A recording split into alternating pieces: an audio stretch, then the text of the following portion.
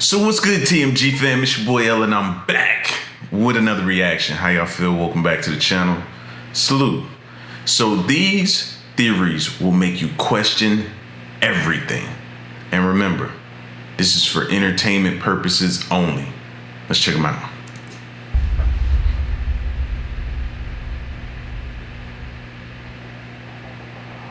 Today we're diving into 10 conspiracy theories that turned out to be true.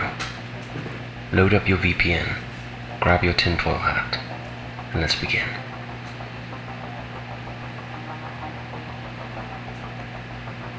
Project Sunshine. After the detonation of the atomic bombs over the Japanese cities of Hiroshima and Nagasaki, the US government conducted an investigative study to calculate and measure the effects of nuclear fallout on human beings. Despite testing the weaponry in various ways at various times, the full effect on the human body was still not known. The purpose of the study, once considered to be a conspiracy, has now been proven as fact. In 1955, after a meeting of the Atomic Energy Commission, scientists from the Sunshine Conference, who gauged the long-term consequences of atomic weaponry, agreed to the sampling of the chemical element strontium, or SR, in humans.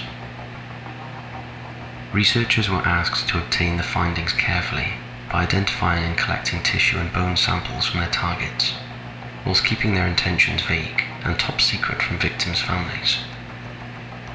After the transcript of the conference's meeting was published and thus released to the public in 1995, it clearly stated the sinister agenda for obtaining body parts from atomic bomb victims.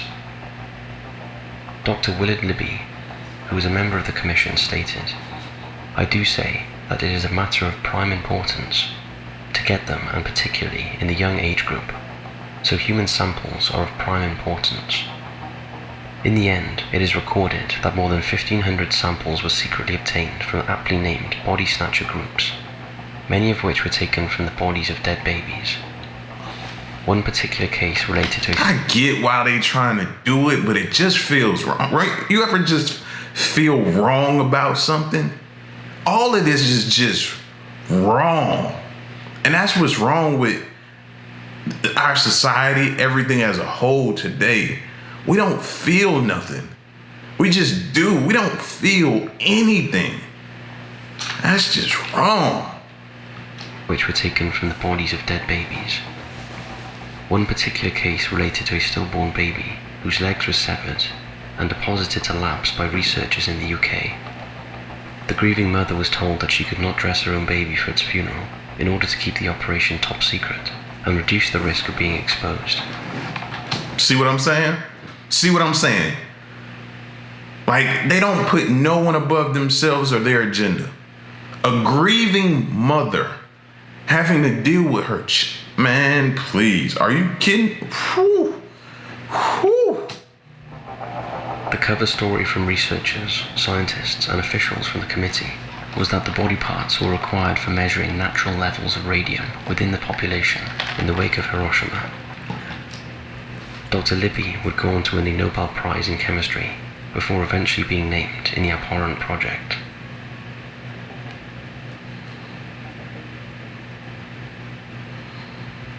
Government mind control.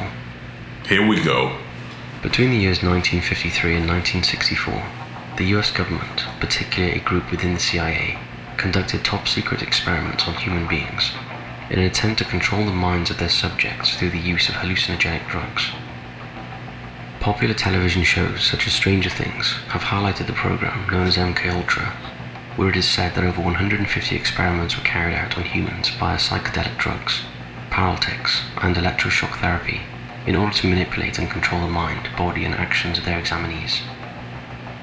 Many believe the CIA's ultimate agenda was to create so-called super soldiers, similar to those portrayed in the film The Manchurian Candidate, to infiltrate and assassinate those who the government considered a threat to national security. In November 1953, Frank Olson, a CIA... And you know the scary thing about that is they were doing that back then with us. Look at what they're doing and producing now with these robots and AI and all of this technology. They no longer have to use us to do their bidding. They have that now. So it's no telling what we're seeing this new type of AI, but it's no telling what they're using it for behind the scenes for their own sick, corrupt games. A scientist drank a cocktail which had secretly been laced with LSD. A few days later, he fell to his death from the window of a New York City hotel room. The authorities would rule out any foul play, claiming it to be a suicide.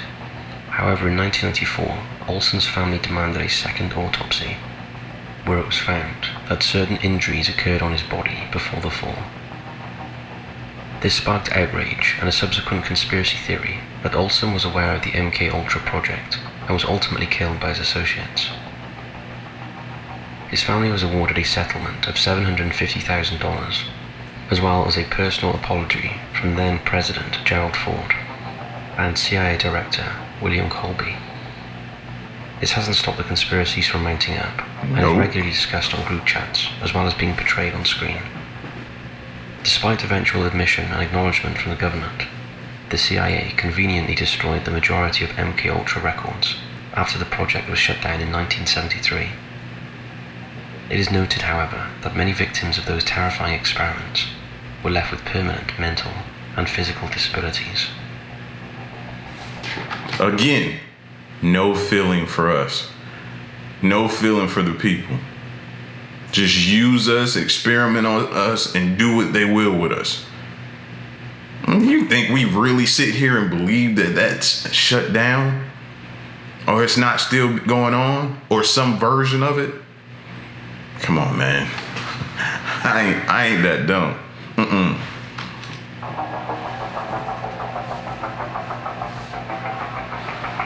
John Lennon was under government surveillance. This is an interesting one. We all know that celebrities have a major influence on popular opinion, politics, and society as a whole. John Lennon, the trailblazing singer-songwriter, became famous for not only being one of the Fab Four with the Beatles, but as an anti-war hero amongst his peers.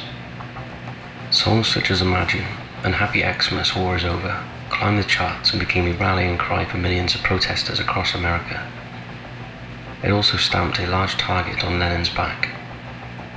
Between 1971 and 1972, during Richard Nixon's presidency, a file was raised on Lennon by the president himself due to his concerns that the singer's connection to anti-Vietnam War activist leaders and songs would ultimately lead to the country's collapse. Lennon's activities, public appearances, and daily whereabouts were constantly monitored. His words and actions considered to be a threat to Nixon's administration and potential catalyst for a major uprising within society. The administration would refuse to declassify the file for decades for fear of retaliation, and after the release of Give Peace a Change, would eventually move to deport Lennon from the United States. The immigration... See, that's what it happens. That's what end up happens, man. You have so much influence. You're influential to the people, and you start going against the agenda, and they're looking like you could persuade thousands, if not millions of people. Oh, you've officially put your name at the top of the list. You become a threat, and now you gotta watch and look over your shoulders and stuff like that. And Naturalization Services claimed that the ex-Beatle had pleaded guilty to cannabis possession in 1968, and therefore should never have been granted residency in America in the first place. John Wiener, a professor and historian, spent 14 years investigating the subject, and even wrote a book on Lennon's surveillance titled Give Me Some Truth: The John Lennon FBI Files. Wiener, who had numerous conversations with the FBI on the matter, was finally able to persuade the Bureau to release the documents they had on the famous singer. After the release of the documents in 1997, Mark Rosenbaum, legal director of the ACLU of Southern California, stated that the release of these final documents, concealed from public view for nearly a quarter of a century, reveals government paranoia at a pathological level and an attempt to shield executive branch abuse of civil liberties under rubric of national security. Lennon was murdered on the 8th of December 1980 after being shot by Mark David Chapman, who many believe was part of another conspiracy altogether. In any case, the music of John Lennon lives on in the hearts and minds of millions.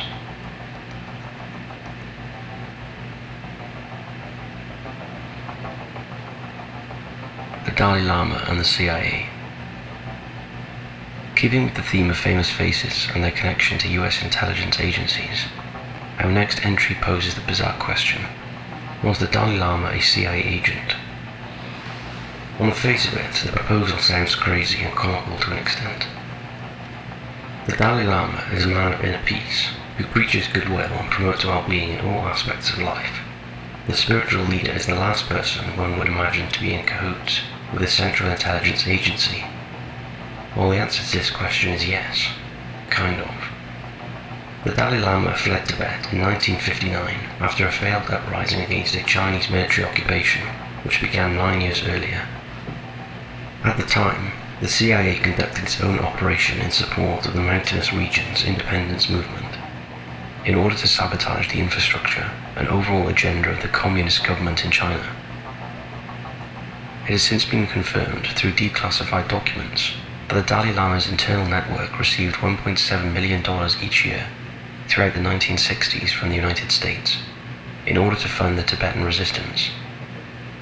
The financial aid was spent on secretive training programs at Camp Hale in Eagle County, Colorado, for volunteers to prepare them for guerrilla operations, and also used to arm and support the retaliation efforts from the Tibetan government. However, Tibetan officials had to deny that the Dalai Lama personally profited from the financial assistance, where it is said that he received an annual subsidy of $180,000. Though it acknowledged the receipt of the large figure, respondents state that this money was used in establishing and the building of their offices in both Geneva and New York. Codename ST Circus, the Tibetan Resistance Project trained approximately 259 Tibetans in total at Camp Hale, many of whom were parachuted back into Tibet to conduct both military and intelligence gathering tasks, to defend their homeland and infiltrate the communist movements of China and their allies. Many people died in the process of such operations, and as with every war, many would profit too. Who benefited specifically is another topic for another day, and is still up for debate.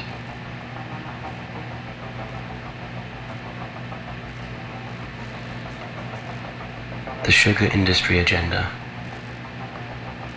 In today's modern world, fitness and well-being is big business. From food supplements, gym memberships to personal trainers and detailed diet plans, the battle against the equally enormous junk food industry has never been so fierce.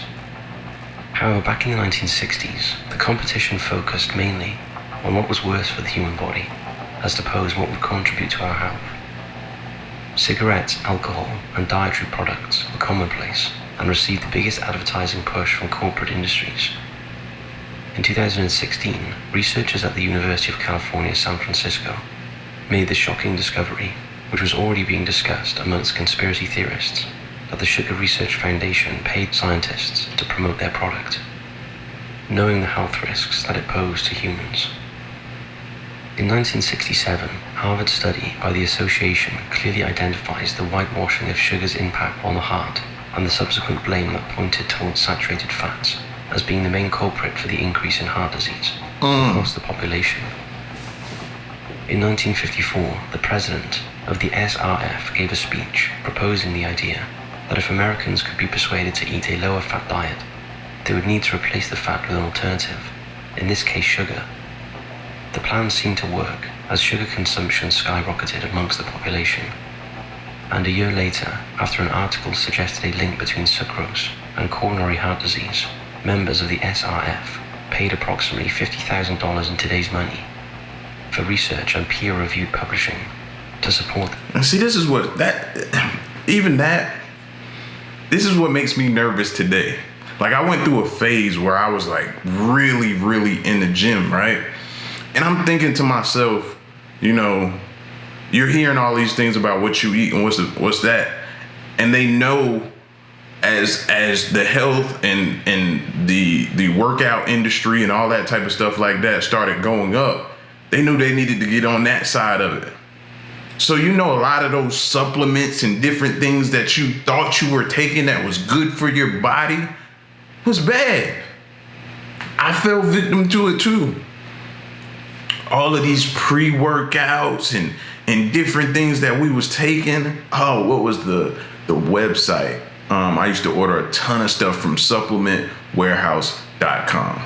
Supplementwarehouse.com. Great company. You know what I mean? Had everything. It was the one-stop shop. I was getting all my protein shakes. I was getting all this kind of stuff, thinking, and some of that stuff could have been good for me, but not all of that stuff. If I go back and look at it now, I'm probably look at the sugar content or the whatever, or even break it down even further and look in the ingredients. Bro, some of that stuff probably should be illegal to sell. But they marketed it as if you take this, you're doing the healthy thing, you're going down, your body gonna be so much better. And your body probably struggles to break that stuff down. It's like, man, if I had the chance to go back and not take some of that stuff, I'd have done it the natural way. Just work out and live with the results of however my body responds to the workout. But man, I was waking up taking protein shakes and pre and post workout and what was it, casein? It was so much stuff. Even when we were in school, it was being pushed on the football players, creatine and different things. Stuff that would make your body retain water and help you bulk up and different things like that. I know all of that stuff had to be bad for us, man, but we didn't know no better. Just like people here with this sugar. My bad, I ain't mean to go on a rant, but it is what it is. Today's money for research and peer-reviewed publishing to support their product. Stephen Glantz, co-author of the Harvard study, told the New York Times newspaper that it was a very smart thing the sugar industry did, because review papers, especially if you get them published in a very prominent journal, tend to shape the overall scientific discussion. Despite there being no concrete evidence to prove the transactions were made to pay off scientists, Coca-Cola has also been in the spotlight for similar antics, seemingly paying researchers millions of dollars to quash the link between sugary drinks and obesity. In 2015, the New York Times obtained emails confirming the attempts made by those at Coca-Cola to minimize the speculation in order to increase their sales, sponsorship, and advertising. Can you imagine that? Because people live and die by the whole, oh, well, studies have shown and researchers have said this, scientists are saying this, or nutritionists are saying this. And they hang their hat on that. And they'll argue you down because of that information they've obtained from them, not knowing that they're being paid to give you that information. It's a cold world we live in, man. It's a cold, cold world. Perhaps not the most surprising of conspiracy theories. However, it is certainly true, and should be a lesson to the next generation who wish to live healthier lives. This should make you question whether or not the foods you crave on a day-to-day basis are the actual foods your body needs, or the ones you're being told to eat.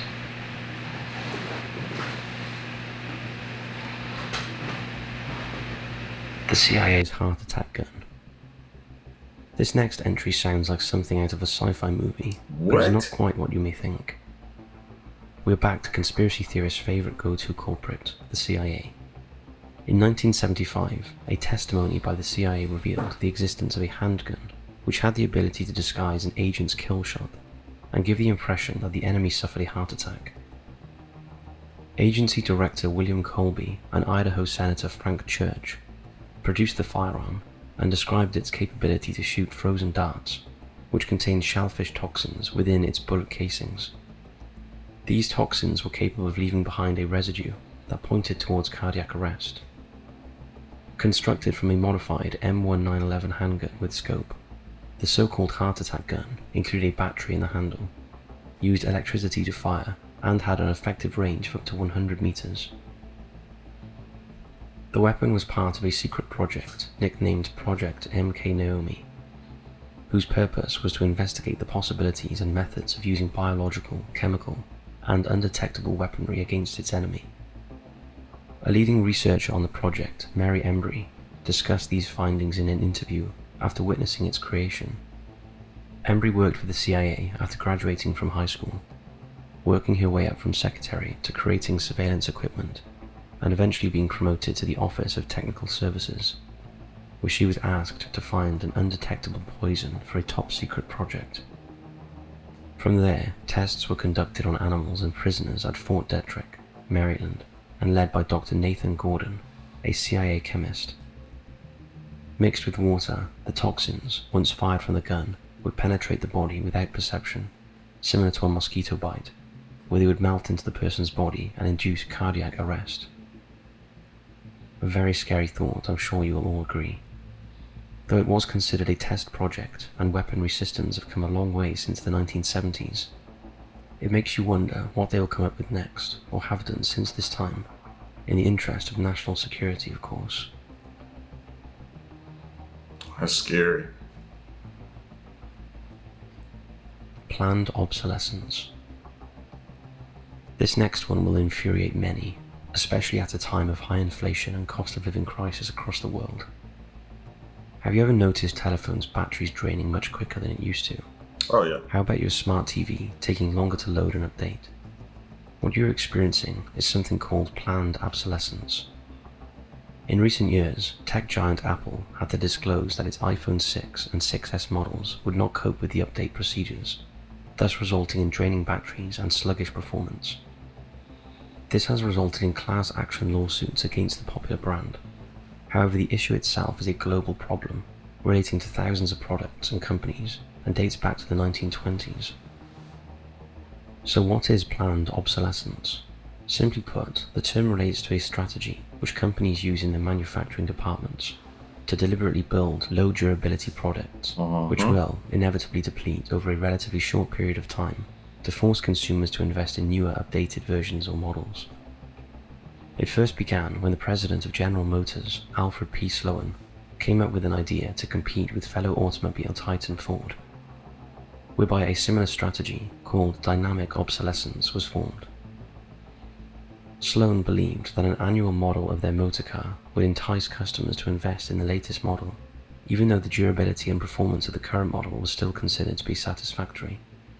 In 1932, real estate agent Bernard London wrote a paper where he suggested further methods to generate sales and mass consumption during the Great Depression era, coining the term planned obsolescence in the article. A general conspiracy at the time of the paper, the phrase and process was most likely in motion 10 years earlier. I don't know if they thought we were just that dumb that we would never figure this out. I think we figured it out pretty quick. It wasn't exposed until late, but we figured that we caught on. Like, there's no way, bro. Soon as it's time for, or as soon as a new phone comes out, mine stop working correctly. Come on, like, I don't know why they didn't think we would figure this out. 1924, a meeting of the main manufacturers of light bulbs in Geneva gave rise to what has become known as Phobos Cartel. The select group decided to lower costs, materials, and the life expectancy of light bulbs to 1,000 hours from 2,500 hours, all the while raising prices without the possibility of repercussions. The Sentinel light bulb, which was first turned on in 1901, is still active today and is proof that with the right materials, such products can be long-lasting for consumers. However, those who did not adhere to the cartel's new depletive standards were heavily fined. And so the downgrading of manufacturing has led to the conspiracy. So next time you think your phone has a personal vendetta against you when it doesn't work properly, just remember you are not alone, and that this was the plan all along. Yep. Or the new thing now is an update. Mess around and update your phone, and then it stops working correctly. Right? It's like almost they can send it through an update to mess your phone up nowadays, man. That's why I don't do them. But now they've started forcing me to do them. It's a whole web of just craziness going on with these phones these days, bro. Whatever happened to me just buying a phone and keeping it for years? I don't have to have a new one every year. I'm not that person.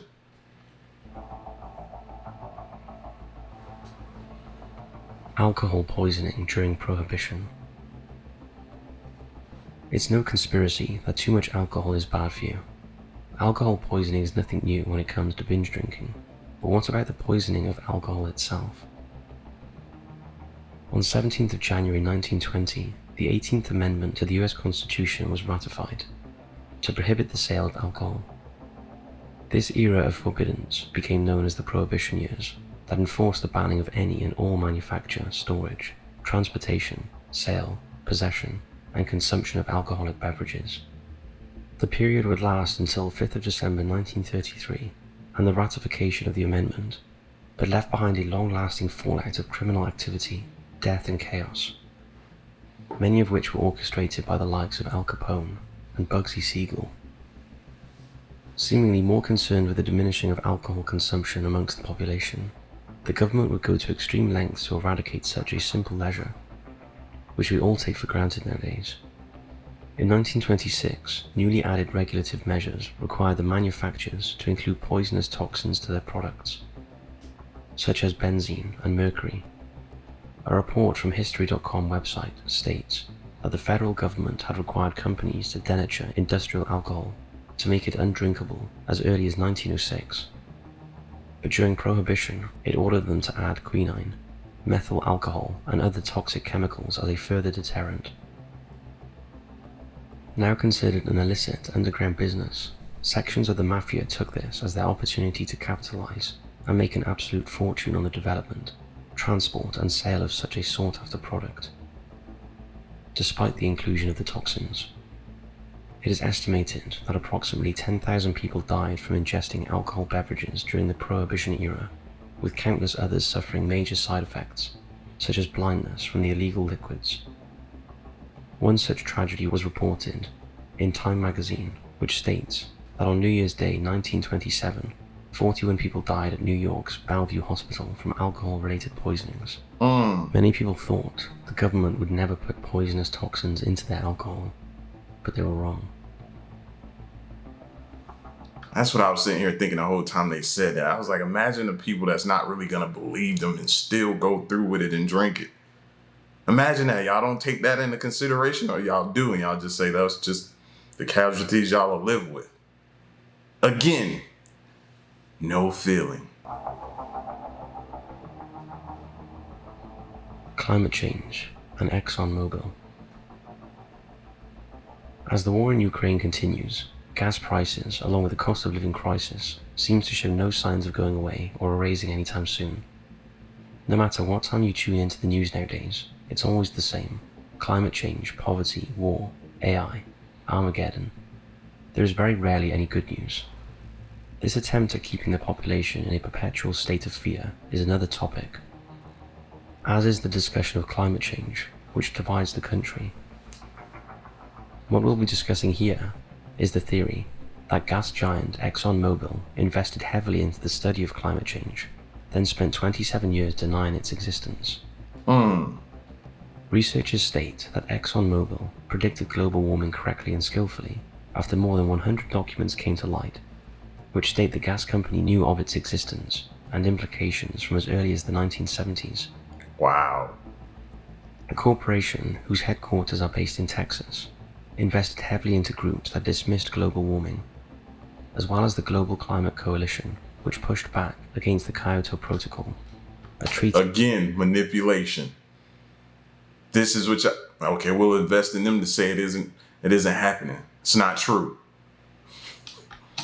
That pledged to lower greenhouse gas emissions, despite knowing the consequences of its reality. It would take until 2007 before ExxonMobil acknowledged and accepted the dangers of climate change, but remained skeptical and distant from tackling it on the world stage.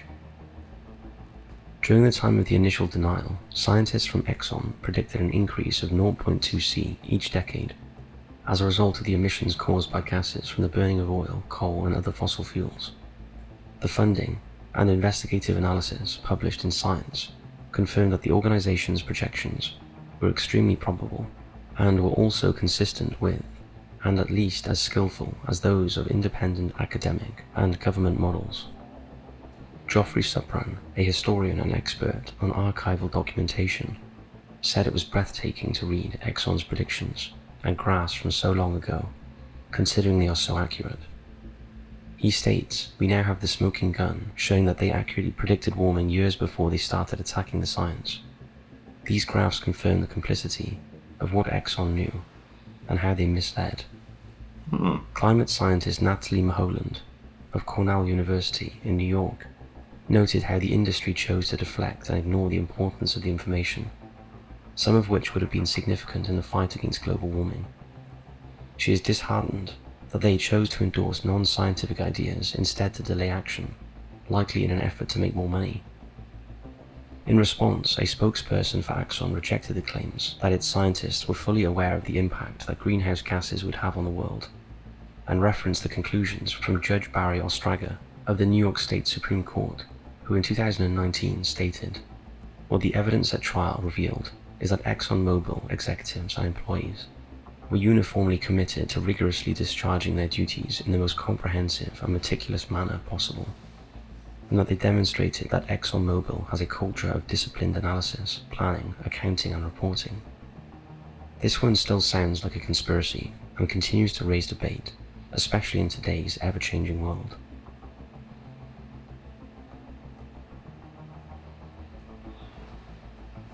The Testimony of Naira. Within the last decade, the term fake news has become commonplace amongst politicians, social media, and conspiracy theorists. However, the purporting of such falsities, not to mention political propagandist reports, have been around for hundreds of years.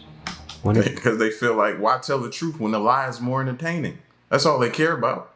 Example of the fake news phenomenon caused uproar and shockwaves across America when, in October 1990, a 15-year-old girl named Naira offered a horrifying testimony to the US Congressional Human Rights Caucus that turned out to be a staged act. According to the teenager, she claimed that she witnessed Iraqi soldiers extracting 15 Kuwaiti babies from incubators and dropping them on the floor, leaving them to die. Look at her face. Like, true actress at this point. She's all in, both feet. Her declaration was purported and reiterated continually by then President George Bush Sr. in an attempt to gain public support for the Gulf War. Initially, her speech was heart-wrenching and shocked the nation when she stated, "I volunteered at the Al Aden Hospital with 12 other women who wanted to help as well. I was the youngest volunteer. The other women were from 20 to 30 years old. While I was there, I saw the Iraqi soldiers come into the hospital with guns. They took the babies out of the incubators, and left the children to die on the cold floor. It was horrifying." However, it has since been reported that the CIA requested that the young woman take acting lessons before her moment in the spotlight. It was also revealed that Naira herself was the daughter of the Kuwaiti ambassador to the United States, who worked with the Kuwaiti government during the Gulf War. In 1992, the New York Times found that the testimony was carefully coordinated by public relations firm Hill and Knowlton on behalf of the Citizens for a Free Kuwait movement. Its aim was to facilitate military support from the United States government. Millions of dollars changed hands after Naira's testimony was broadcast across the nations, reaching a mass audience of approximately 35 to 53 million Americans through the Media Link television conglomerate. The response from Iraq was swift, with Iraqi Information Minister Latif Nassif al-Jazam stating on October 16th, "Now you, Bush, are using what he, Sheikh Jabba, told you to make Congress ratify the budget, which is in the red because of your policies." Going on to state, "You as the president of a superpower have to weigh words carefully and not act as a clown who repeats what he is told." After the liberation of Kuwait in March 1991, reporters were given exclusive access to the country and its medical facilities. An ABC report found that the cause of death in infants was a result of the doctors and nurses fleeing from Iraqi troops, but that they almost certainly had not stolen hospital incubators and left hundreds of Kuwaiti babies to die. Human rights organization Amnesty International also found no such evidence and subsequently accused President Bush Sr. of opportunistic manipulation of the international human rights movement. When it comes to news, propaganda, and political power play, sometimes the most innocent of faces can be the most deceiving. Yep. In today's modern age of social media, deepfakes, and media manipulation, one must always question what they are told, and why. So that's it for this video. We hope you found... What I tell y'all at the beginning of the videos, man, it'll make you question everything. It's okay to question everything. You need to. At this point, it's healthy to do so. Don't just take what they're giving you, man. Question it thoroughly. Listen, man, y'all get at me in the comment section and let me know what you thought of these conspiracy theories that turned out to be true. It's your boy L. Till the next one, I'm gone, man.